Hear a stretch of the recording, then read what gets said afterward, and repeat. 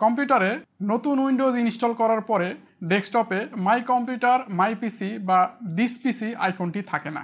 আজ আমরা দেখব কিভাবে আইকনটি ডেস্কটপে নিয়ে আসবেন। ডেস্কটপের উপরে মাউস রেখে রাইট বাটনে ক্লিক করে পার্সোনালাইজে যাব। তারপরে হোমের উপরে হোম বাটনে চাপ দিব। এখানে লিখব THEAM themes and related settings A click করব। এখান থেকে আমরা ডেস্কটপ আইকন সেটিংসে ক্লিক করব। করার পরে এখান থেকে আমাদের যা দরকার, আমাদের দরকার হচ্ছে মাই কম্পিউটারের আইকনটা। আমরা শুধু এই আইকনটা ক্লিক করব, চেক করে অ্যাপ্লাই ওকে করব।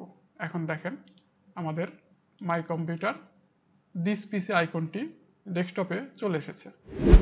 ডেস্কটপের উপরে এই আইকনটি থাকলে সরাসরি উইন্ডোজ এক্সপ্লোরারে প্রবেশ করা যায়।